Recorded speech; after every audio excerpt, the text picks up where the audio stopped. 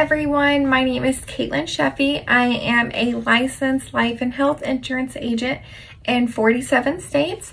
I have been doing this for over 3 years, and today we will be talking about Medicare. So before we get into this, I want to make sure that we know the difference between Medicare and Medicaid. So I do see these two words being used interchangeably and incorrect all the time.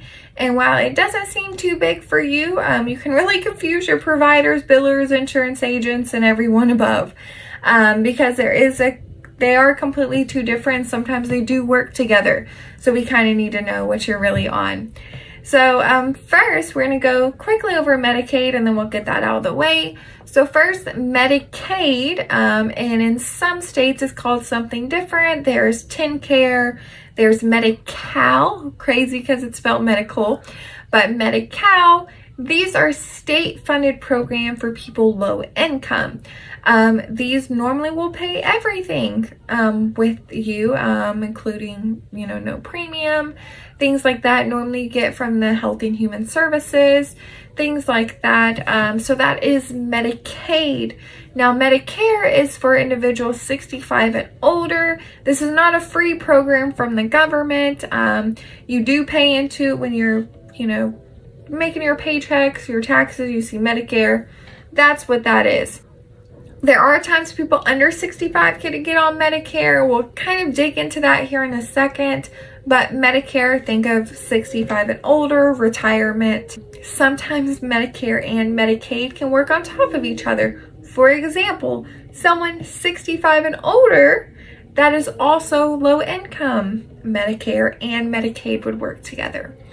Just wanted to go over that real quick. Today we will be talking about Medicare. So if you're needing information on Medicaid, this is not going to be the video for you. This is going to be the video for people who have a grandmother, grandfather, anyone that they help and take care of that's around that age. Anyone's just getting ready for that or wants to learn more, this video is going to be for you. So first, we want to go over what is Medicare.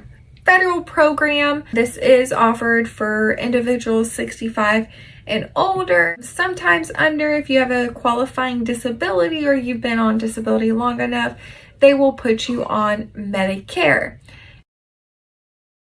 Now, I do want to make note that there are different levels to disability. For example, some people on like the disability, SSI disability, is different from people who have worked like 15, 20 years, paid their quarters, and got on disability. So people who have not paid into those quarters, when they get disability, normally they'll get like SSI disability. It's, very low. It's the lowest of all of them, versus someone who has worked those quarters and they get disability is going to be a lot higher. So that's why you see the people that haven't worked those quarters, when they get SSI disability, they will have Medicaid because they are low income with the SSI. Versus you see people that are much older with disability and getting larger disability checks, you will see them eventually getting on Medicare before they're 65, but they do have to pay for their Medicare.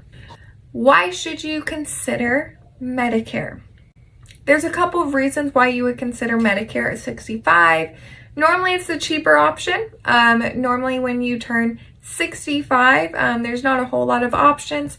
There's normally your employer program, or you can get Medicare. Now, some employers will actually kick you off. They're like, oh, you're Medicare eligible. We don't want to pay for your insurance anymore. You need to get it through Medicare. There's also times that they will actually kick you off and say, we'll pay for your Medicare because it's a whole lot cheaper. A lot of people that retire at 62, they didn't take into consideration that from 62 to 65, they have 3 years of needing to pay for their own insurance, and it is atrociously expensive at that age. So that can be a huge issue. So definitely once they turn 65, I recommend getting on Medicare. Now, sometimes employers will still offer you coverage even after you're 65. Now, why would you choose Medicare over employer coverage? be a couple reasons. Maybe your employer coverage isn't that great. Maybe there's high deductibles. Maybe it's really expensive on your part. Maybe it has a restrictive network that you don't like. Medicare could be the solution for that. So that's also a good reason why some people actually want to go on Medicare. I would definitely recommend asking the right questions, talking to an agent during this time, so you can kind of know which is the best option for you personally and for your family.